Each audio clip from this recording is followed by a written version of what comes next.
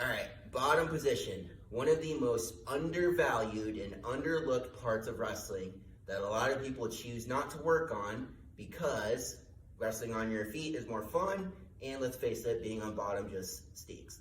If you're not able to get out in the first 15, 20 seconds, then you're getting ridden, getting beat up on bottom. Doesn't feel very good. So what we're going to do today is we're going to simplify bottom wrestling.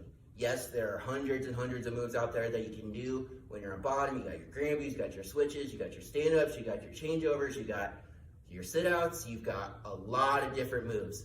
But what we're gonna do is we're going to simplify it down to looking for two things. Now, when we're on bottom, we want to think of everything in halves. We got our left half and we got our right half. But first and foremost, like we've talked about in previous videos, we want to keep our hands light. So when we're on bottom, we want to pretend that we don't have arms. Now, I'm here, right? And I load all the way back into my hips, keeping my hands light. Now, most guys are gonna line up on the left, and that's fine, that's cool. But I gotta be looking for two things. I gotta be looking for a block, and I gotta be looking for a wrist. So if we're wrestling on top, what are we doing sometimes? We might come underhook and spiral, or we might come double spiral, we might come claw and spiral, or we might grab a wrist and go spiral. But when you're on top, if you're a good top wrestler, you're always having two levels of control. One high, one low, but splitting the body. And that serves us on bottom because it tells us which side we need our block and which side we need our wrist. So if that's not making sense to you, imagine I'm on bottom here and someone's got an underhook on this side.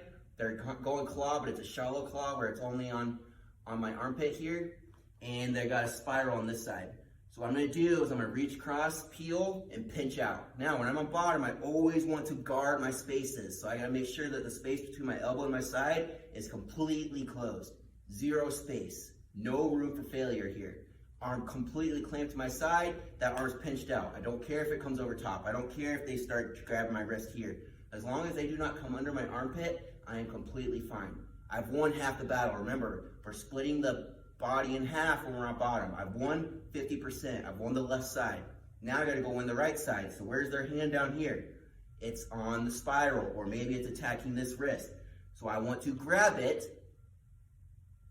with the 4 fingers. I'm gonna dig my thumb in those 4 fingers and grab all 4. Now, once I've done that, I've got 2 options. Option number 1 is the long way. I'm going to, on my block side, lift that same side leg up. I don't want to come opposite side leg, so if I go opposite side leg, I'm going to get slammed down on my face here. Because they're over here, I got this opposite side leg up, my face is going right down to the mat. So I got to go same side leg up, stay strong and stable here. I've got this hand. Now if I've got this hand, right, if I leave it in front of my hip, they're going to be grabbing my hip and pulling me back. I don't want to give them anything when I'm on bottom. Bottom is about control. So when I got this hand, I got to make sure that I put it in my back pocket. And I want to do this while my knee is still on the ground, because the rule is, the second that I come off my knee, they can lock their hands. And if I still have that hand in front, I might as well just accept that they're going to lock their hands and dump me on my head. So I want to put that hand behind my butt before I come off my knee. Now that I've done that, I want to clear out on the hand side that I have, but turn towards the block side. So that means I'm going to step forward with this leg, turn my hip out that way, and then turn towards the block. And always face and be ready to wrestle. I know that it's a little complicated to understand without me having a partner. I will be having a partner in future videos, so if I need to cover this again with a partner, I will most definitely do that. Okay, going back through it again. So, I'm on bottom, I load all the way back into my heels, into my butt, going cat back, light on my hands here. Top guy does whatever. If he does go chop, I go arm and wrist outside. Not really the point. The point is that if he is underhooked here, or if he's going claw here or something, he's gonna have some sort of control on the opposite side, so spiral. What I'm gonna do is I'm gonna attack the top hand first. That means the hand that's on the upper half of my body. So I grab, push down, pinch out. Keeping my clamp here, not letting him inside. Now I gotta win the other half. So I dig my thumb in between all 4 fingers, grab all fingers and pinch them together. Now we talked about the long way and the short way.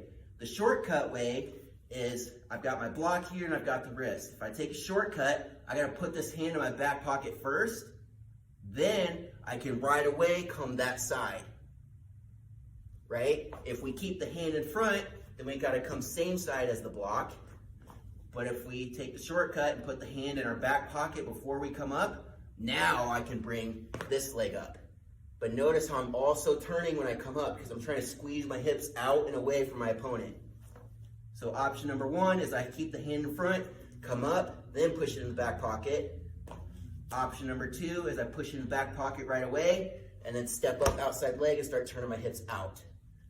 The reason why this doesn't always work is because if I'm wrestling a strong guy, especially a short guy with really short arms, I'm not always gonna be able to get control right here and shove it in my back pocket. I might need a little more stability and a little more space, especially if they're applying a crap ton of top pressure here and bending me over.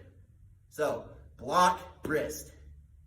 If I can put it in my back pocket here, do it. Step up with my outside leg, turn my hips out, come to my feet, square, face them. Simplifying bottom wrestling.